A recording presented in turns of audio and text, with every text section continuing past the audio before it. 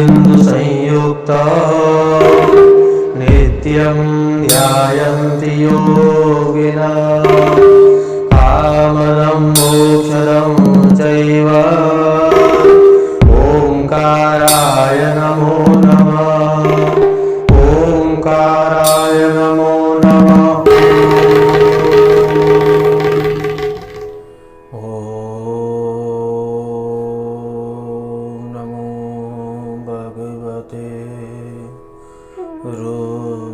रुद्राय स्वस्ति श्री गणेशाय नमः श्री सरस्वत्यै नमः श्री गुरुभ्यो नमः राधा कृष्णाभ्यां नमः गौरी शंकराय नमः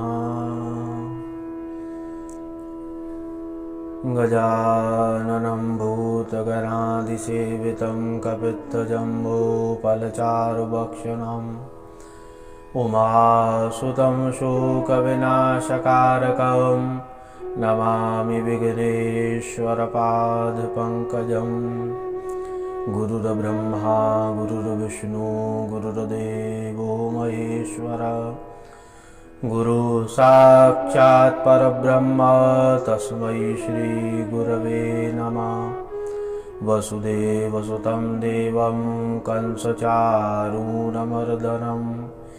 देवकी परमानन्दं कृष्णं वन्दे जगद्गुरुं सदाशिवसमारम्भां शङ्कराचार्यमध्यमाम् अस्मदाचार्यपर्यन्तां वन्दे गुरुपरम्पराम् अतुलितबलधामं हेमशैलावदेहं धनुजवनकृशानं ज्ञानिनामग्रगण्यं सकलगुणनिधानं वानराणामधीशं रघुपतिप्रियभक्तं वातजातं नमामि श्रुतिस्मृतिपुराणानाम् आलयं करुणालयं नमामि भगवत्पादशङ्करं लोकशङ्करम् बोली श्री गौरी शंकर भगवान की जय वेदव्यास भगवान की जय सद्गुरुदेव भगवान की जय नमः पार्वतीपतये हर हर महादेव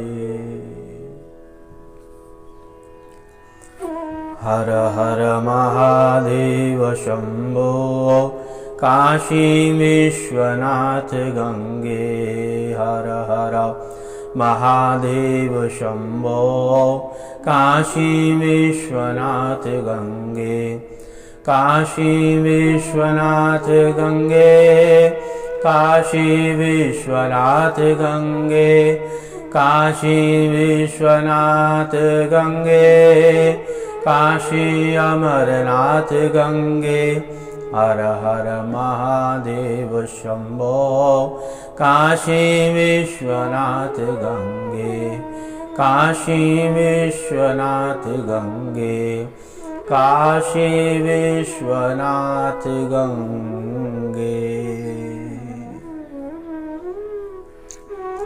श्री सूत उवाच अतः परमं च गुष्मेशं ज्योतिर्लिङ्गमुदाहतं तस्यैव च सुनो महात्म्यो श्रूयन्तामृषसत्तमाः दक्षिणस्यां दिशे श्रेष्ठो गिरिर्देवेति संज्ञकः महाशोभान्विता नित्यं राजतेऽद्भुतदर्शनः तस्यैव निकटे कश्चित् भारद्वाजकुलोद्भवः सुधर्मा नाम विपरश्च न्यन्वत्सद्ब्रह्मवत्तमः नारायण नारायण नारायण हरिशरणं हरिशरणं हरिशरणं अकारण करुणावरणालय कल्पतरु पर ब्रह्म सच्चिदानंद घन, एकमात्र उनकी असीम महती कृपा से ये पूरी सृष्टि चलायमान हो रही है। अनंत विभूषित प्रातः स्मरणीय श्री सतगुरु देव, उनकी असीम महती कृपा। 11 ज्योतिर्लिंग की कथा हो गई। अब 12वां ज्योतिर्लिंग श्री गुष्मेश्वर ज्योतिर्लिंग की कथा। श्री सूत जी कह रहे हैं, अतः परमंच गुष्मेशम ज्योतिर्लिंग। अब गुष्मेशम ज्योतिर्लिंग की कथा। इस ज्योतिर्लिंग की स्थापना कैसे हुई, नाम कैसे पड़ा गुष्मेश्वर, पूजा विधि क्या है। देखिए, सब भक्तगण तीर्थ स्थानों पर जाते हैं। किस भाव से जाते हैं कि हम भगवान महादेव जी का दर्शन करेंगे, अथवा हरिद्वार गए, वहाँ गंगा मैया में स्नान करेंगे। जहाँ पर भी बहुत सारे तीर्थ स्थान हैं, मथुरा, वृंदावन, अयोध्या धाम है, वृंदावन धाम, अयोध्या धाम। परंतु महाराज वहाँ जाते तो सब हैं, परंतु वहाँ पर भी बहुत ऐसे व्यक्ति हैं जो वहाँ पर भी पाप कर लेते हैं। देखिए, कहाँ पर जैसे वृंदावन धाम हुआ, अयोध्या धाम हुआ और तीर्थ हुए, वहाँ पर किया हुआ पाप कभी भी नहीं छूटता है। इसलिए आप जहाँ पर भी जा रहे हो यात्रा के लिए, पूर्ण रूप से यही ध्यान में बात रहे कि जितना हो सकेगा हम पाप से दूर रहेंगे। शास्त्रों में बहुत सारे पाप बताए हैं, मानसिक, मनसा, कर्मणा, वाचा, मन से, वचन से, कर्म से भी। तो इसलिए दूर रहना चाहिए। और जब भी आप यात्रा के लिए जाते हो, किसी भी धाम में जाते हो, किसी भी तीर्थ पर जाते हो, तो प्रयास यही रखिए, जहाँ पर भी आप गए, जैसे मान लीजिए हरिद्वार गए, तो जितना समय आप हरिद्वार में हो उतना ही समय माँ गंगा जी का ध्यान करते रहिए। बोलिए गंगा मैया की जय। इसलिए जहाँ पर भी आप ज्योतिर्लिंग इत्यादि में दर्शन के लिए जाते हो, तो वहाँ पर भी आप निश्चित रूप से यही मन में बात रखिए कि हमें जितना समय मिला है उतना ही समय हम भगवान को देंगे, स्मरण करेंगे, चिंतन करेंगे, ध्यान करेंगे और सेवा करेंगे। कह रहे हैं सूत जी, दक्षिणस्याम दिशे श्रेष्ठो गिरिर्देव।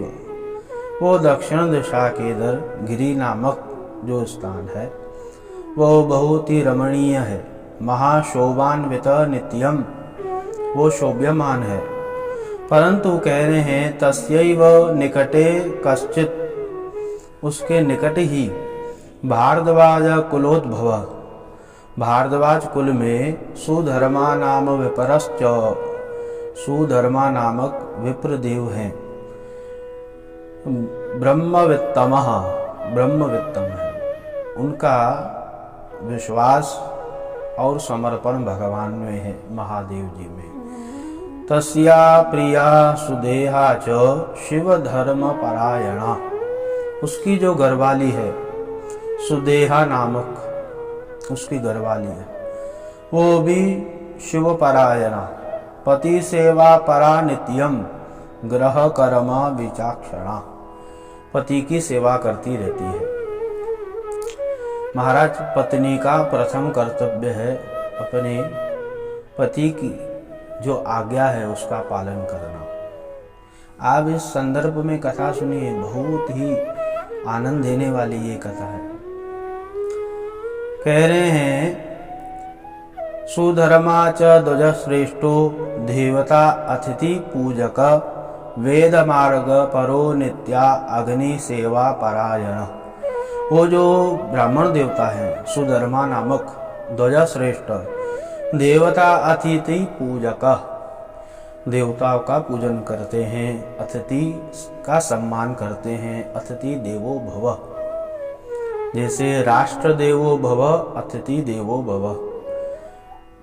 देवता पूजन वेद मार्ग परो नित्यम, नित्य ही वेद का अनुसरण करते हैं, क्योंकि देखिए ब्राह्मण का यही कर्तव्य है, वेदों के अनुसार चलना, वेद शास्त्रों के अनुसार चलना।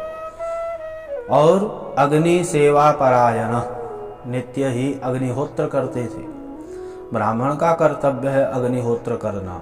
त्रकाल संध्या युक्त, वो त्रकाल संध्या करते थे। जब भी देखिए महाराज ब्राह्मण देवता संध्या करके उठते हैं तो सूर्य रूप समद्युति ही, वो सूर्य के समान चमकते हैं। और कह रहे हैं शिष्याणाम पाठकश्च वही वेद शास्त्र विचक्षणा, अपने शिष्यों को पढ़ाते थे, क्योंकि ब्राह्मण का धर्म है वेद पढ़ना और वेद पढ़ाना, मंत्र पढ़ना और मंत्र पढ़ाना, और वो भी निःशुल्क निस्वार्थ भाव से, समर्पण भाव से।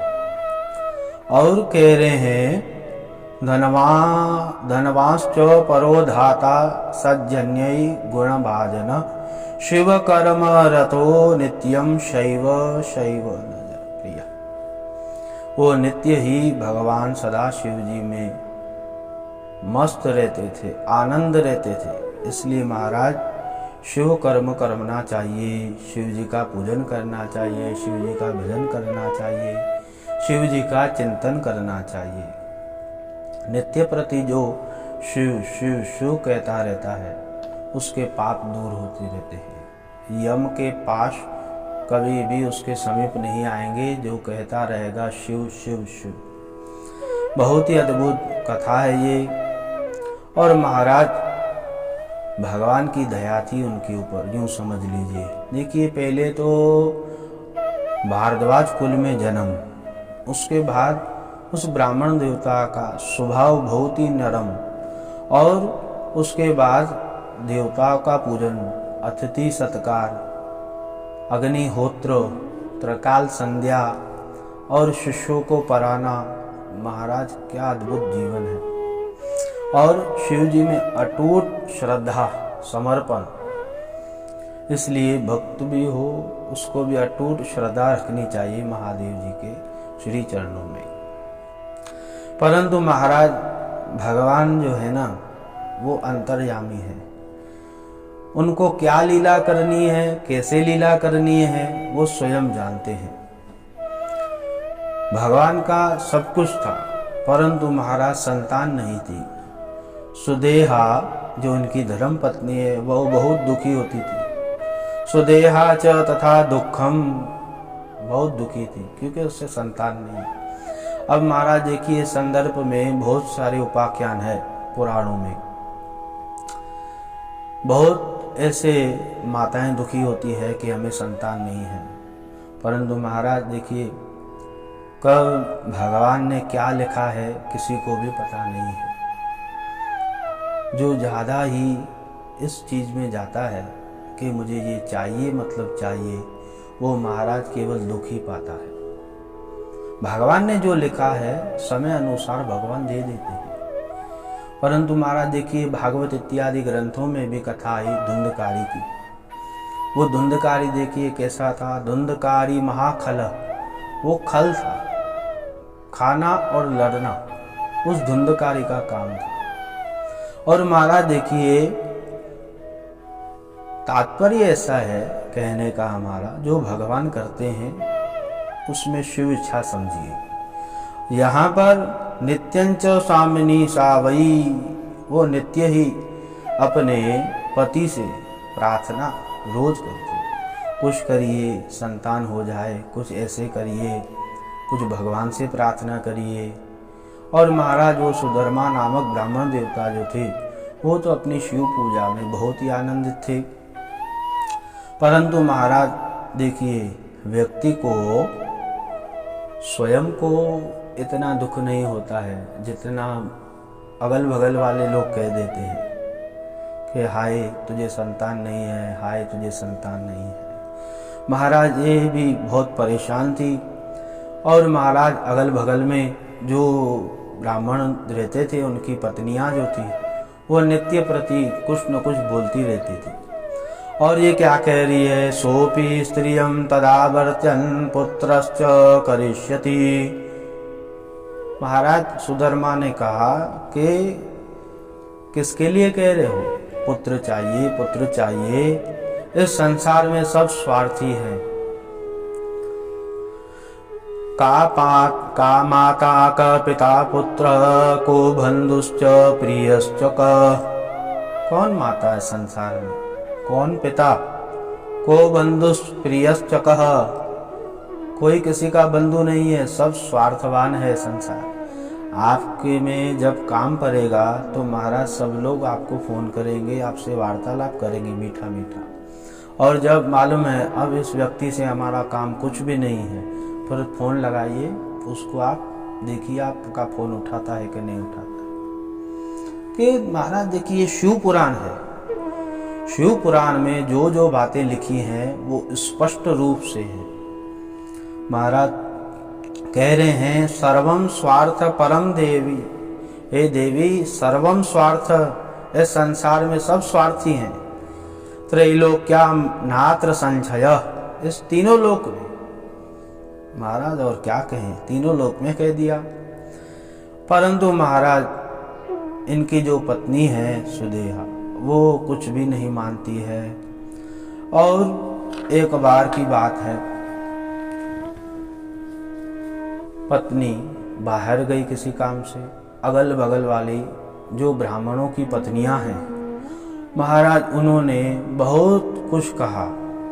पत्न्युर्वाच अपत्रेण कथं गर्व कुरुष्वे पुत्रेण हि हम मद्धनं शोभक्ष्येते पुत्रो धनं च कश्च भोक्ष्येत् नूनं हरिष्यते राजा तद्धनं नात्र संशय तद्धिक्त्वा चे धनं धिक्त्वा दक्ते मानं हि वन्द्यके।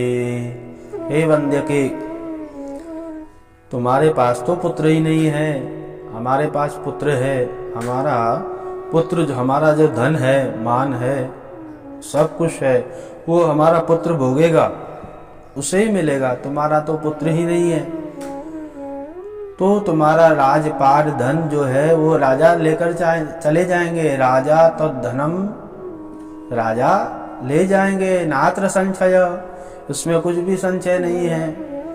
साग्रह, आपका घर में जो भी कुछ है वो सब राजा ले जाएंगे। महाराज जी सुदेहा बहुत दुखी हुई, अपने पति से सुधर्मा से कहने लगी कि आप कुछ भी करिए, मुझे संतान चाहिए। देखिए बार बार उसी बात पे घूम फिर करके आ रही है, आप कुछ भी करिए, मुझे संतान चाहिए। और महाराज ये भी परेशान हो गए। ब्राह्मण देवता मन ही मन में विचार करने लगे, शिवम स्मरण, भगवान महादेव जी का स्मरण करने लगे। परंतु महाराज उन्होंने क्या किया, वो नित्य अग्निहोत्र करते थे, मन ही मन में महादेव जी का स्मरण किया। अग्नि के आगे ही महाराज उन्होंने 2 पुष्प रख दिए और उनका जो दक्षिण का स्थान था, जो पुष्प था, उन्होंने मन में विचार कर लिया था कि अगर मेरी पत्नी इस पुष्प को उठाएगी तो महादेव जी जरूर कृपा कर देंगे। उनका ऐसा हुआ।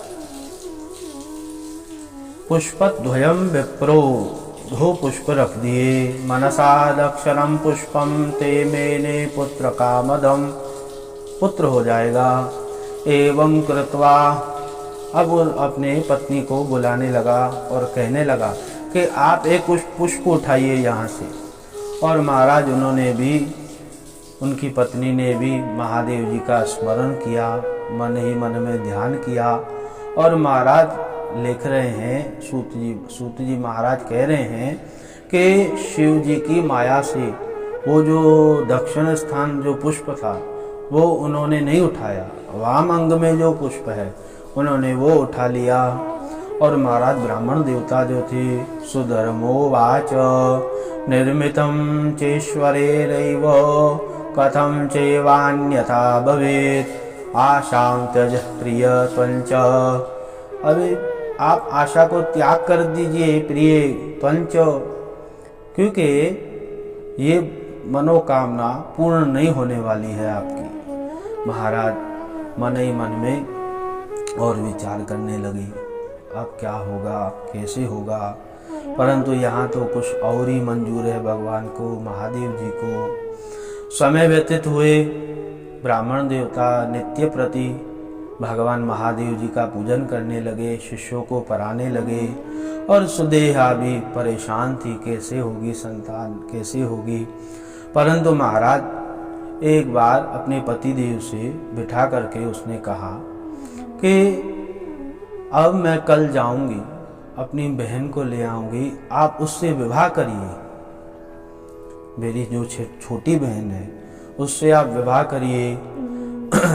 अब महाराज वो अपनी बहन को ले आई, छोटी बहन को अपने पति के सामने रख लिया और कहा कि आप इससे विवाह कीजिए, इससे जो संतान होगी वो हमारे वंश को बढ़ाने वाला। परंतु महाराज जो सुधर्मा है उन्होंने कहा कि हे प्रिय, इस समय जो आप कह रही हो कि आप विवाह करिए, परंतु जब इससे संतान होगी तो आपको द्वेष होगा, मन में आपको ग्लानि होगी, आपको अशांति महसूस होगी। उन्होंने कहा, सुदेहा ने कहा कि मुझे कुछ नहीं होगा, आप विश्वास रखिए मुझ पर। सुधर्मोवाच, पहले पतिदेव कह रहे, इदानीं वदसे त्वञ्च मत्प्रियेयं ततः पुनः पुत्रसुश्च यदा स्यार्ध्वै तदा स्पर्धां करिष्यति। आप जो है ना द्वेष करेंगे। महाराज सूत जी भी कहने लगे आगे, इत्युक्ता तेन पतितां सा सुदेहा च तत्प्रिया पुनः प्राय करौ बद्ध्वा सुधर्माणं पतिं ध्वजा। उसका पति कहने लगा, आप ऐसे न करिए। परंतु महाराज सुदेहा कुछ भी मानने के लिए तैयार नहीं है। और उन्होंने भी कहा कि जैसे महादेव जी की इच्छा, इत्येयं पार्थिव सोपि सुधर्मा प्रियया तया गुष्मा त्वं समुपास्ते विवाह विधिना ध्वजः।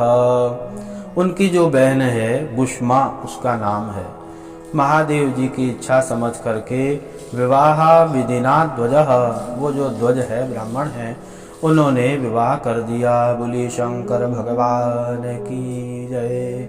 अब महाराज खूब आनंद से सब चल रहा था। अब महाराज इनकी जो बहन है गुष्मा जो है, उनकी श्रद्धा जो है पूर्ण रूप से महादेव जी में है, समर्पण महादेव जी में।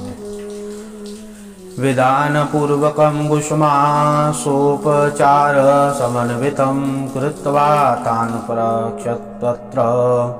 महाराज उन्होंने विधि पूर्वक भगवान महादेव जी का नित्य प्रति पार्थिवेश्वर शिवलिंग का पूजन करती थी। 101 शिवलिंग बनाती और महाराज षोडशोपचार उनका पूजन करती, आवाहन करती और फिर विसर्जन करती। एवं नित्यं सा चकार शिव पूजां स्वकामदात् विसर्जन च पुनरावाहनम तत्संपर्याविधानता। नित्य प्रति वो पूजन करने लगी, आवाहन करने लगी और विसर्जन करने लगी। अब महाराज ऐसे यूं करते करते उनकी महादेव जी की कृपा से वो पार्थिव शिवलिंग की संख्या 1 लाख हो गई। 1 लाख संख्या हो गई। जब महाराज लिखते हैं शिव पुराण में, 1 लाख संख्या के शिवलिंग बना बना करके जो पूजन करता है वो जीवन में सब कुछ पा लेता है। उसके लिए कुछ भी दुर्लभ नहीं है, सब कुछ सुलभ ही सुलभ है।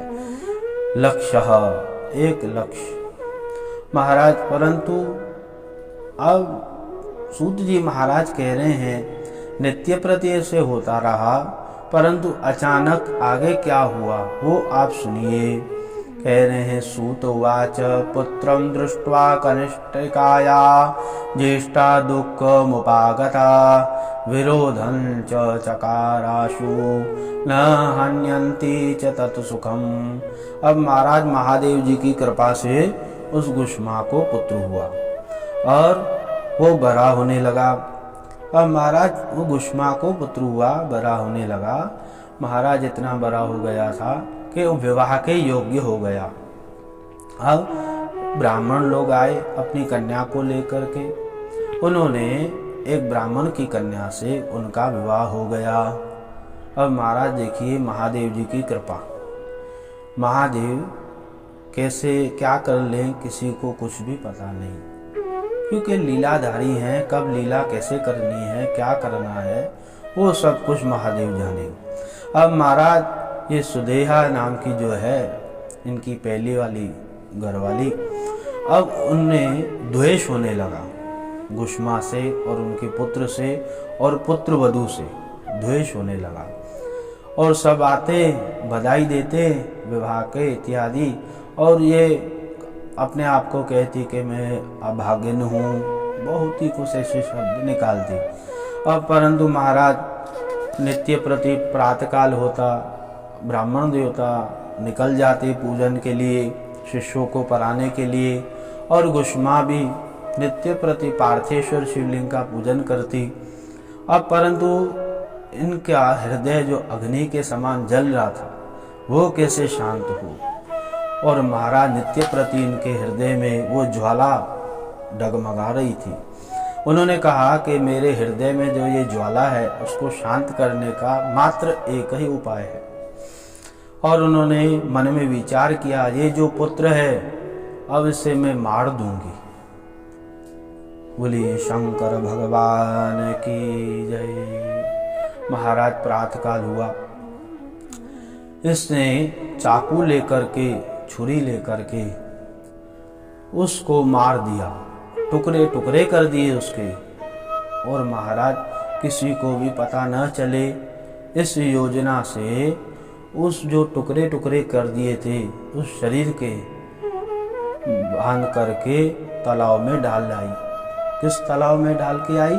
उसी तालाब में डाल के आई जहां गुष्मा नित्य प्रति भगवान महादेव जी के पार्थिवेश्वर शिवलिंग बना करके विसर्जन करती थी। महाराज वहां पर डाल आई, और महाराज जो वधू थी उन्होंने वो जैसे ही उठी उन्होंने देखा कि रक्त से पूरी शैया औत-प्रोत है, और चीखने चिल्लाने लगी। और महाराज गुष्मा तो नित्य प्रति के भांति पूजन के लिए चले गई, और उनके पति जो है सुधर्मा वो भी नित्य प्रति के लिए अपने कार्य के लिए चले गए। और महाराज हाय हायकार होने लगा। और यहाँ पर महाराज गुष्मा मन में उसको कुछ भी दुख नहीं है। गुष्मा चापी तलातस्या वध्वा दुखम निशम्य सा न चचाल प्रतात तस्मात् नित्यम पार्थिव पूजतात। वो जब तक पार्थिव पूजन करती और महाराज उसको दुख नहीं था। और उसके बाद पूजन जैसे ही समाप्ति हो गई, पुष्पांजलि इत्यादि सब कुछ हो गया, वो घर पर आई, उस शैया को देखा। महाराज वो शैया जो है खून से औत-प्रोत है। और महाराज देखिए क्या कह रही है गुष्मा, बहुत ही अद्भुत उसने बात कही है कि भगवान महादेव जी की जैसी इच्छा है वैसे ही होता है संसार में, उसके इच्छा के बगैर इस संसार में कुछ भी नहीं होता है। माली होता है, माली जब चाहे फूल लगाता है, जब चाहे उस फूल को तोड़ देता है, जैसे महादेव जी की इच्छा। यही सब था तो इसमें भी शिव इच्छा है। देखिए महाराज कितने शब्द गहराई वाले हैं, एक मात्र भी दुख नहीं हुआ उन्हें। और महाराज गुष्मा चले गई वो पार्थिवेश्वर शिवलिंग जो थे विसर्जन करने के लिए तालाब में। और महाराज जैसे ही तालाब में जाती वहां पर उन्होंने शिवलिंग विसर्जन किए, और भगवान सदाशिव जी की कृपा से उसी तालाब के बगल में ही उसका पुत्र रुका था। जैसे गुष्मा जाने लगी उस पुत्र ने आवाज दिया, हे माते सुनिए। और महाराज आपस में वार्तालाप करते। उसी वार्तालाप के समय में ही भगवान महादेव जी प्रकट हुए। बोली शंकर भगवान की जय। शिव जी ने कहा, शिववाच प्रसन्नोस्मि वरं ब्रूहि दुष्टया मारितां हि एतान् च मारिष्यामि त्रिशूलेन वरानने। प्रसन्नोस्मि वरं ब्रूहि, मैं प्रसन्न हूँ, वरदान मांगो। आपके इस पुत्र को जिसने मारा है मुझे मालूम है। मारिष्यामि त्रिशूलेन मारनेनो, अब मैं उसे त्रिशूल से मारूंगा। सुदेहा ने इसको मारा है, आपके पुत्र को। देखिए महाराज महादेव कह रहे हैं कि अब मैं उसे त्रिशूल से मारूंगा। जो भगवान शिव जी का भक्त है, जिसे जो तकलीफ देता है, शिव भक्त को संकट में डाल देता है, भगवान महादेव जी उसके पीछे त्रिशूल लेकर के भाग जाते हैं। हाँ महाराज, ये सत्य है, शिव पुराण में लिखा है। सूत जी कह रहे हैं, सूत उवाच गुष्मा तदा वरम बभ्रे। वो गुष्मा जो है भगवान शिव जी से प्रार्थना करने लगी कि हे प्रभु छोड़ दीजिए। शिववाच अपकार कुतस्तस्यामुपकार कथं त्वया क्रियते हननीया च सुदेहा दुष्टकारिणी। अब भगवान ऐसे कह रहे हैं। उसके बाद गुष्मोवाच तव दर्शन मात्रेण पातकं नैव तिष्ठति इदानीं त्वं च वे दृष्ट्वा तत्पापं वस्मितां व्रजेत्। हे प्रभु, आपके दर्शन मात्र से, तव दर्शन मात्रेण पातकं नैव तिष्ठति, आपके दर्शन मात्र से ही उसके जो पाप हैं वो सब दूर हो जाएंगे। इदानीं त्वं च वे दृष्ट्वा तत्पापं वस्मितां व्रजेत्, आपके दर्शन मात्र से सब पातक छूट जाते हैं, पाप जो हैं भस्म हो जाते हैं। अपकारेषु यश्चैव उपकारं करोति चो तस्य दर्शन मात्रेण पापं दूरतं व्रजेत्। आपके दर्शन मात्र ही ऐसे हैं। महाराज ऐसी वाणी जब गुष्मा ने कहा, भगवान महादेव जी और प्रसन्न हुए। शिववाच अन्यत्वं ब्रूहि गुष्मे ददामि च हितं तव तद्वक्त्या सुप्रसन्नोऽस्मि निर्विकार स्वभावितः। आप निर्विकार हो, आपके इस वचन से मेरा हृदय प्रसन्न हुआ है। वरदान मांगो, आपको क्या चाहिए वरदान मांगिए। महाराज देखिए, जब भी भगवान दर्शन देते हैं तो जरूर कहते हैं वरदान मांगिए। और महाराज भक्त वही है जो अपने लिए कुछ नहीं मांगे। देखिए भागवत में भी जब पता चला कि राजा परीक्षित को सर्प ने काट लिया है, सर्प काटेंगे, और भगवान शुकदेव उन्हें कथा सुना रहे हैं, तो देवता लोग अमृत कलश ले आए तुरंत। और उन्होंने कहा कि परीक्षित को जब सर्प काट लेंगे उससे पूर्व ही आप ये अमृत कलश का अमृत जल पिला लीजिए, अमर हो जाएंगे, और ये श्रीमद् भागवत रूपी कथा हमें दे दीजिए। उस समय शुकदेव जी ने उन्हें देवताओं को कथा नहीं दी, क्योंकि उनकी दूर तलक दृष्टि थी। इसलिए यहाँ पर भी देखिए शिव पुराण के अनुसार गुष्मा ने क्या मांगा है। भगवान बार बार कह रहे हैं प्रसन्नोस्मि वरम ब्रूहि, वरदान मांगो, प्रसन्न हूं मैं। महेश्वर, वो महेश्वर कृपा सिंधु जो है वो प्रसन्न है, बार बार कह रहे हैं। परंतु महाराज गुष्मा ने कहा है कि हे प्रभु, आप प्रसन्न हो मुझ पर तो मुझे एक वरदान दीजिए। यहाँ पर इसी स्थान पर आप अपने ज्योति स्वरूप में विराजमान हो जाइए, और जो भी भक्त आपका दर्शन करे आप उनकी मनोकामना पूर्ण कीजिए। तो महाराज वैसे ही किया है भगवान ने। श्री सूत जी कह रहे हैं, इक्तेत्वाच शिवस्तत्र लिंग रूपो भवत्तदा गुष्मेशो नाम विख्यात सरश्चैव शिवालयम्। सूत जी कह रहे हैं कि वैसे ही हुआ। भगवान ने वहां पर घुश्मेश्वर नाम से विख्याति पाई। बोली शंकर भगवान की जय, घुश्मेश्वर ज्योतिर्लिंग भगवान की जय। और वो जो तालाब है जहाँ पर उसके पुत्र को काट करके डाल दिया था, वहाँ कह रहे हैं शिवालय, बहुत बड़ा शिवालय बना लिया वहाँ पर। और महाराज शिवालय की बहुत बड़ी महिमा है। और महाराज सुधर्मा सच घुष्मे च सुदेहा च समागतः, वहाँ पर भगवान महादेव जी का सुधर्मा ब्राह्मण, घुष्मा और सुदेहा, उन्होंने सब ने दर्शन पाया महादेव जी का।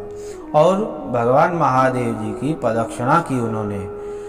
पदक्षलम शिरस्याशु शतमेकोत्तरम ददुहु, 101 प्रदक्षिणा की उन्होंने। और महाराज प्रदक्षिणा कर करके महादेव जी का आशीर्वाद प्राप्त किया। बहुत ही अद्भुत कथा है। और श्री सूत जी महाराज कह रहे हैं कि घुश्मेश्वर ज्योतिर्लिंग की जो भी भक्त कथा सुनता है या सुनाता है और एकांत पूर्वक इस कथा को सुनता है, उसकी सब मनोकामना पूर्ण हो जाती है और भगवान शिव जी के प्रति आस्था जागृत होती है। इति विश्व समाख्याता ज्योतिर्लिंगावली मया 12 प्रमिता सर्व कामदा भुक्ति मुक्तिदा। ये 12 ज्योतिर्लिंग की जो भी भक्त कथा सुनेगा, अब ये 12 ज्योतिर्लिंग की कथा है, पहले 11 ज्योतिर्लिंग की कथा हो गई, अब 12वां घुश्मेश्वर। कह रहे हैं कि जो भी ये 12 ज्योतिर्लिंग की कथा सुनेगा श्रद्धा पूर्वक, विश्वास पूर्वक, भक्ति पूर्वक, तो एतत् ज्योतिर्लिंग कथा सह पठे शृणुयादपि मुच्यते सर्व पापेभ्यो, सब पापों से विमुक्त हो जाएगा। भुक्ति मुक्तिंच वंदिते, भुक्ति और मुक्ति उसे प्राप्त होगी। इसलिए महाराज श्रद्धा पूर्वक, नियम पूर्वक आप महादेव जी की कथा श्रवण करिए। आज की कथा भगवान महादेव जी के श्री चरण कमलों में समर्पण। आइए। हर हर महादेव शंभो काशी विश्वनाथ गंगे, हर हर महादेव शंभो काशी विश्वनाथ गंगे, काशी विश्वनाथ गंगे, काशी अमरनाथ गंगे, काशी विश्वनाथ गंगे, काशी अमरनाथ गंगे, हर हर महादेव शंभो काशी विश्वनाथ गंगे। बोलिए श्री गौरी शंकर भगवान की जय, सतगुरुदेव भगवान की जय, शिव महापुराण की जय। नमः पार्वती पतये, हर हर महादेव।